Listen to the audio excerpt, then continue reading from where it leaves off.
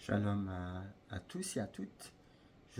J'aimerais vous partager un sujet qui souvent fait polémique parce qu'il est mal interprété. C'est le principe de la triunité, donc la Trinité. Nous allons lire un verset, c'est 1 Thessaloniciens 5, 23, et que tout votre être, et l'esprit, et l'âme, et le corps, soient conservés irréprochables pour l'avènement de notre Seigneur Yahushua Mashiach. Un petit témoignage par rapport à ça. Il y a quelques années, vraiment quelques années,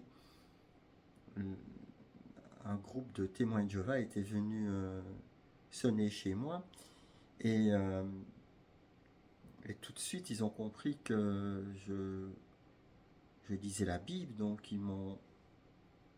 ils ont essayé de me cerner en me disant tout de suite que le mot Trinité n'existait pas dans la parole de Dieu. Et le souffle saint, le roi Kodesh, m'a révélé tout de suite ce verset. Et je leur ai posé cette question, est-ce que dans la parole de Dieu, dans la Genèse, il fait écrit que Elohim, qui est le pluriel, donc les dieux, Elohim, créa l'humain Adam à leur image. Et ils me disent oui. Alors, où est la difficulté? Puisque ce verset nous parle de trois choses, l'esprit, l'âme et le corps. Donc, l'esprit, le souffle saint, l'âme qui est le siège de l'immortalité et qui est souvent confondu d'ailleurs, est le Père et le corps est le Fils. Donc, quand et lui m'a dit faisons l'homme à notre image, donc c'est Genèse 1,26, on retrouve déjà le principe de la Trinité. On le retrouve dans toute la Torah d'ailleurs, hein, de la Genèse à l'Apocalypse, hein, Révélation. Donc, l'esprit correspond au souffle de Yahweh, l'âme reflète la personnalité, la volonté et les émotions, le corps manifeste la présence visible de l'homme dans ce monde. C'est pour ça que Yeshua disait « Qui m'a vu a vu le Père », puisque les gens le voyaient tantôt comme Simon-Pierre qui en a la révélation, le Christ, le Fils du Dieu vivant, et puis quand il est allé dans sa ville natale, il le regardait charnellement, donc il disait est-ce que c'est pas le fils de Marie, est-ce que ses frères, ses sœurs, Joseph son père, ses sœurs, ses frères ne sont-ils pas parmi nous? Donc selon que l'on regarde charnellement, spirituellement, on va voir deux choses différentes. Donc,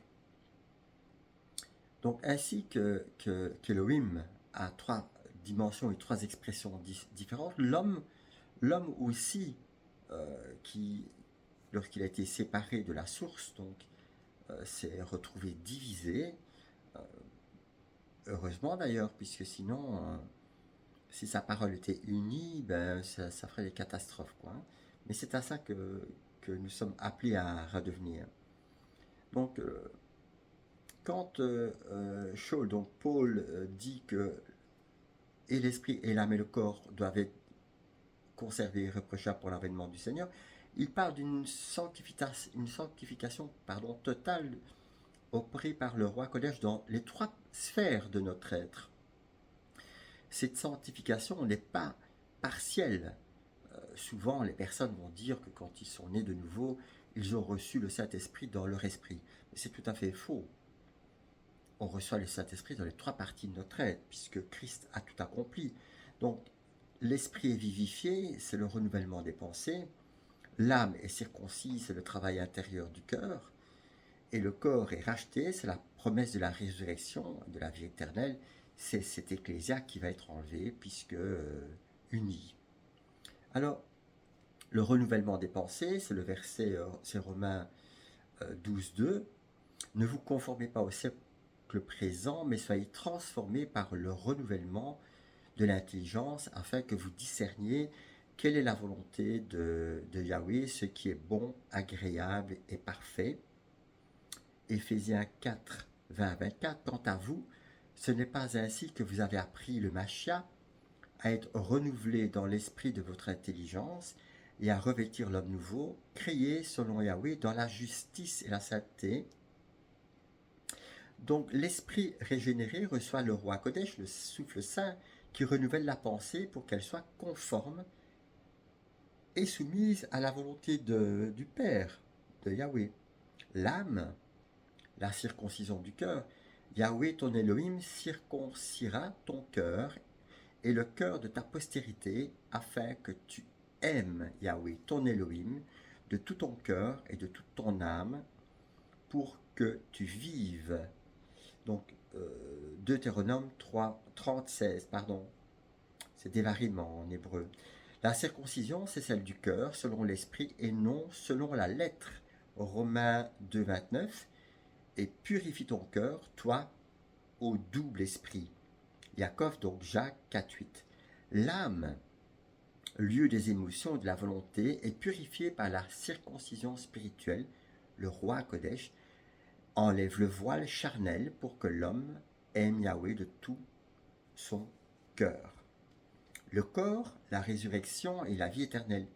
Et si l'esprit de celui qui a ressuscité Yahushua d'entre les morts habite en vous, celui qui a ressuscité le Mashiach d'entre les morts rendra aussi la vie à vos corps mortels par son roi qui habite en vous. Romains 8, 11. Car ce corps corruptible doit revêtir l'incorruptibilité et ce corps mortel doit revêtir l'immortalité. 1 Corinthiens 15, 53-54. Le corps est le dernier domaine touché par la rédemption. Yahushua a vaincu la mort pour que la vie éternelle se manifeste aussi dans le corps glorifié. Ainsi, nous avons autorité sur la maladie et la mort. Comme Yeshua disait, personne ne me prend ma vie.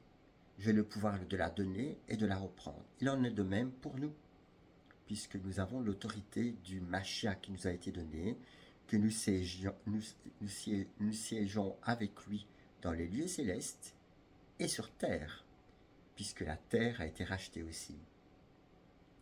Donc la vraie nouvelle naissance, ce n'est pas un événement émotionnel ou linguistique, ni le seul parler en langue, qui n'est qu'un signe, entre autres, donné pour les incroyants, comme la guérison, c'est un signe aussi.